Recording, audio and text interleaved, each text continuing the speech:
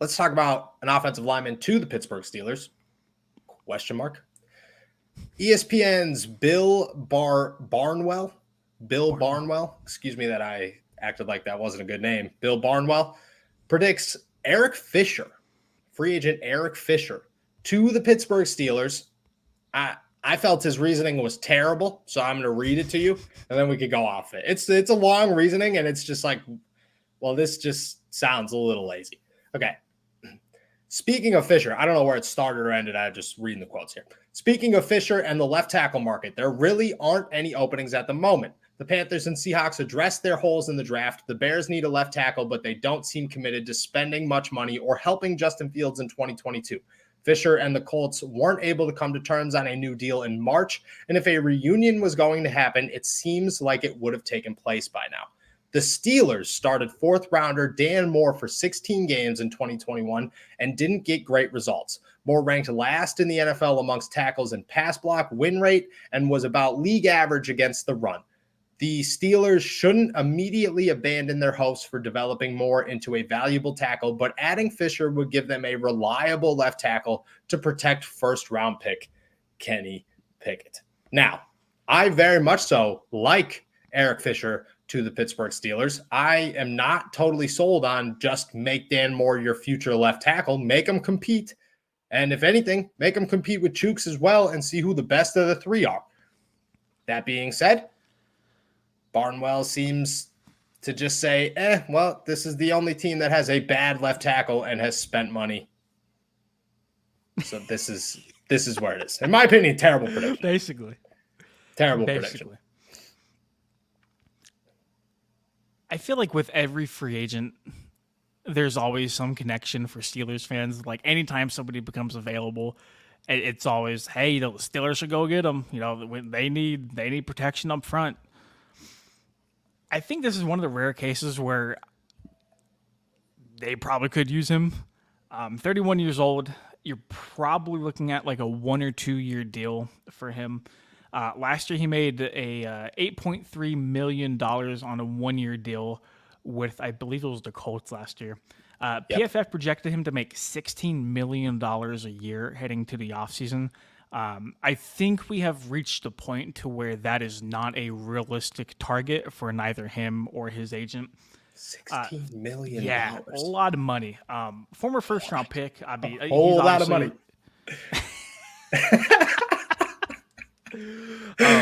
Former first-round pick. Like he's obviously a guy who could come in and probably start right away over Dan Moore Jr.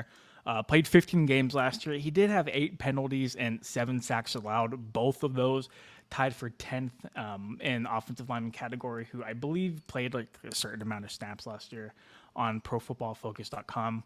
I think the ultimate question you have to ask yourself is, one, what kind of money is he looking at? Because with every other free agent we've talked about on this show, the Steelers are just not going to willy-nilly hand over contracts, especially to an offensive lineman that's over 30 years old.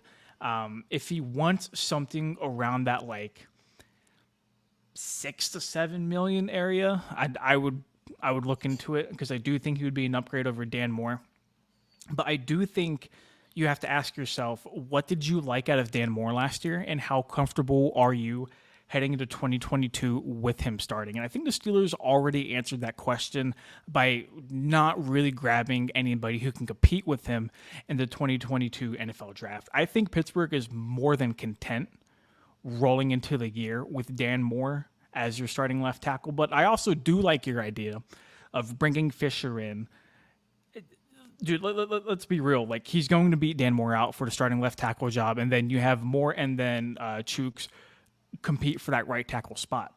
I think at the end of the day, you're trying to put together the best offensive line. I think Eric Fisher is an upgrade over a guy like Dan Moore. And to be really honest, like, Dan Moore shouldn't probably even not be playing right now. He's a 4th-round pick. I think he was kind of thrown into the fire last year. He was more of a developmental guy, and I'm not sure how his development will continue on track with him sitting on the bench behind Eric Fisher. But just in terms of overall improving your squad, I think Eric Fisher would be a good get for a 1 or 2 year deal. Yeah, I think that right in that $8 million range is where I was sitting. 6 to 8 seems to be like a good number. I think anything over that is too much for a guy that's above 30. And you have to trust Dan Moore to some degree. I mean, right now, I look at Dan Moore as the starter, and I truthfully, outside of James Daniels, look at him as the only guy with potential to be a long-term starter for the Pittsburgh Steelers offensive line. Kendrick Green, I hope, does something in year 2. I hope. I mean, that's a big hope. Same, but Chuks got better as the year went on. Chuks is still very young. I don't have much upside for Chuks. I think we've seen what we're going to get. He is very athletic. I will give you that. And at 24 years old, I feel better about it. Mason Cole, giant question mark. I have no idea what we're getting out of Mason Cole. None whatsoever. Kevin Dotson, giant question mark that seems to be a disappointing one. No idea. So if you're going to add to it now, because nobody cares about this offensive line. The Pittsburgh Steelers shouldn't care about this offensive line. There's one piece of it that you say, that's our guy, and that guy hasn't even played in a Pittsburgh Steelers uniform yet. That's James Daniels. Besides that, everybody, in my opinion, is replaceable. Yeah. At the same time, Dan Moore showed enough in my eyes to say, another year, prove yourself. If not, then we're moving on, or at least we're going to try to. But it's your job this season. And I think it'd be really weird to say Chuks and Dan Moore are going to compete for the right tackle job. Like, I think that's what should happen. I think it would be very strange to do that with Chuks signing a contract because they obviously have faith in them. The Steelers' words and actions have said, this is our offensive line, and we trust these guys. The problem is that last year, everybody was like, stop trusting these guys, and they didn't listen to any of us. And we're trying to tell them again, and they're not listening to us again. So Eric Fisher's an immediate upgrade, a necessary upgrade if you're really looking at it. If you want a strong left tackle, Eric Fisher's your best bet out of all your options right now by a mile. I think it works. I agree. But with how the Steelers have moved, and I really like how you brought this point up, they've kind of moved under the assumption that their current group of guys is going to be the starters heading into next year, and I think they're okay with that. Mm-hmm. And I kind of brought this up a little bit earlier in my whole spiel about Fisher and whether or not he should come. Where would this leave Dan Moore? Because like Fisher's not a long-term solution here, and the cool thing about getting more playing time right now as a 4th-round pick is that you are seeing him develop, and much like you said, Chuks was improving over the course of last season.